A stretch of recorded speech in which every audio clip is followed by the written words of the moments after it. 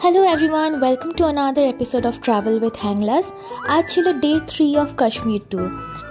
আজ আমরা যে হোটেলটাতে ছিলাম ওই হোটেল তাজমহল, ওখান থেকে আমাদের যাওয়ার কথা ছিল টিউলিপ গার্ডেন। কিন্তু আমরা যে ট্রাভেল এজেন্সির সাথে গেছিলাম তারা বলল অনেক কিছু রিসার্চ করে যে আজকে সোনমার্গ যাওয়া বেটার, কারণ ওয়েদার ফোরকাস্টে দেখিয়েছে আজকে নাকি স্নোফল হবে। তাই জন্য সকাল 7টার সময় উঠে, মানে আগের দিনই প্ল্যান হয়ে গেছিলো যে কালকে সোনমার্গ যাওয়া হবে।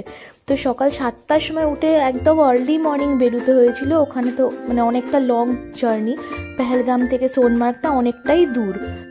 তো প্ল্যান হলো যে আজকে আমরা সোনমার্গটা ঘুরবো, তারপর নেক্সট ডেতে টিউলিপ গার্ডেন। এবারে আমাদের প্ল্যান ছিল ওখানে পৌঁছে প্রথমে লাঞ্চ করবো, দেন আমরা পুরো সোনমার্গটা এক্সপ্লোর করব। মাঝখানে তোমরা দেখতেই পাচ্ছ যে জার্নির দৃশ্যটাও খুবই সুন্দর ছিল।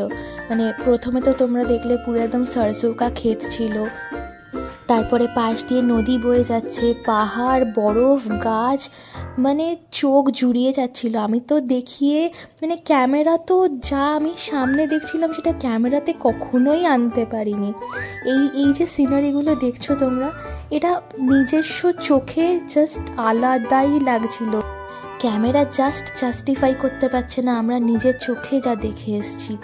যাই হোক, আমি এইটুকুনি বুঝতে পেরেছি যে আমাদের সবার ভাগ্য এই কাশ্মীর ট্যুরে খুবই ভালো ছিল। কারণ তোমরা দেখবে এরপরে যে যখন আমরা পৌঁছালাম, লাঞ্চ করলাম, লাঞ্চ করার পরে মানে যখন আমরা লাঞ্চ করতে ঢুকলাম তখন থেকেই পুরো ওয়েদারটা চেঞ্জ হতে লাগছিলো, একদম পুরো ক্লাউডি হয়ে যাচ্ছিল, অন্ধকার অন্ধকার টাইপের। লাঞ্চ করে যে মুহূর্তে আমরা বেরোলাম যে হোটেলটা থেকে খাচ্ছিলাম সেখানে, তারপরেই চালু হয়ে গেল স্নোফল। প্রথমে আস্তে আস্তে স্নোফল হলো, তারপর এতটাই বেড়ে গেল যে আমরা বেশি দূর অবধিও দেখতে পাচ্ছিলাম না। এই যে আমরা সোনমার্গে ঢুকে গেলাম, তারপর আমরা জাস্ট লাঞ্চ করে বেরিয়েছি, আর এই যে তোমরা নিজেই দেখতে পাচ্ছ স্নোফল চালু হয়ে গেছে। এটা আমি জাস্ট লাঞ্চ করে উঠেই হোটেলের বাইরে থেকে ভিডিওটা নিচ্ছিলাম। আমরা ওখানে প্রচুর স্নোফল পেয়েছিলাম, প্রচুর স্নোফল, মানে পুরো 2.5 ঘন্টা ধরে, মানে 2:30 থেকে 5টা অবধি আমরা বরফ নিয়ে খেলেছি। এখানে আমি একটা কথা বলে দিই, যখন তোমরা যাবে ওখানে পারলে তোমরা ওয়াটারপ্রুফ প্যান্টস অ্যান্ড জ্যাকেট নিয়ে যেও, মানে প্রচণ্ড ইম্পর্টেন্ট। আমার জ্যাকেটটা তো ওয়াটারপ্রুফ ছিল কিন্তু প্যান্টটা ছিল না, অয়নের ছিল, তাই জন্যে বরফে ওর প্যান্ট ভেজেই নি। কিন্তু আমার প্যান্ট এতটাই খেলেছি, এত গড়াগড়ি করেছি বরফের মধ্যে, আমার প্যান্ট পুরো ভিজে গেছিলো। এবার ওখান থেকে যখন আমরা শ্রীনগর ঢুকলাম, সেটারও জার্নি মোটামুটি আবার 2.5-3 ঘন্টা ছিল। পুরো টাইমটাই আমাকে ভিজে প্যান্টে ফিরতে হয়েছে হোটেলে। তো তোমরা যদি ওয়াটারপ্রুফ প্যান্টস অ্যান্ড জ্যাকেটস নিয়ে নাও খুবই হেল্পফুল হবে। এরপর তোমরা দেখতে পাচ্ছ যে পুরো অন্ধকার হয়ে গেছে। আমি তোমাদেরকে প্রথম দিনের ব্লগেই দেখিয়েছিলাম যে ওরকম মেঘ হওয়া মানে কনফার্ম স্নো হচ্ছে। আমি এইখানকার দৃশ্য দেখে এটা কনফার্ম হয়েছিলাম পরে। মানে এতটাই অন্ধকার হয়ে গেছে যে আমরা এদিক ওদিক বেশি দেখতে পাচ্ছিলাম না।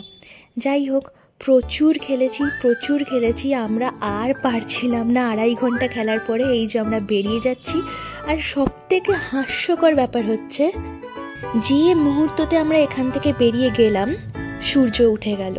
মানে তোমরা এর পরে দেখতে পাবে পুরো আমি সূর্য ওঠার ফটো দিয়েছি, রোদ্দুর উঠে গেছে। তারপর ওখানকার যে গাইড ছিল তারাও বলছিল যে আমরা নাকি খুব লাকি, এই দেখো পুরো রোদ্দুর উঠে গেছে। আমরা এতটাই লাকি যে এজেন্সির লোকরাও বলছিল এত স্নোফল ওরাও এতবার কাশ্মীরে নিয়ে গেছে, এত স্নোফল কোনোবারই পায়নি। এতবার যাওয়া সত্ত্বেও 2বারই স্নোফল পেয়েছিল, তার মধ্যে এটা একবার। যাই হোক, তো ফিরে এসে এটা ছিল আমাদের হোটেল সানশাইন, যেটা ছিল শ্রীনগরে। আমাদের হোটেলের বাইরে থেকেই এটা ছিল আমাদের ভিউ। আশা করি তোমাদের সবার আমার ব্লগ ভালো লেগেছে। আবার নেক্সট ব্লগে দেখা হবে। টাটা।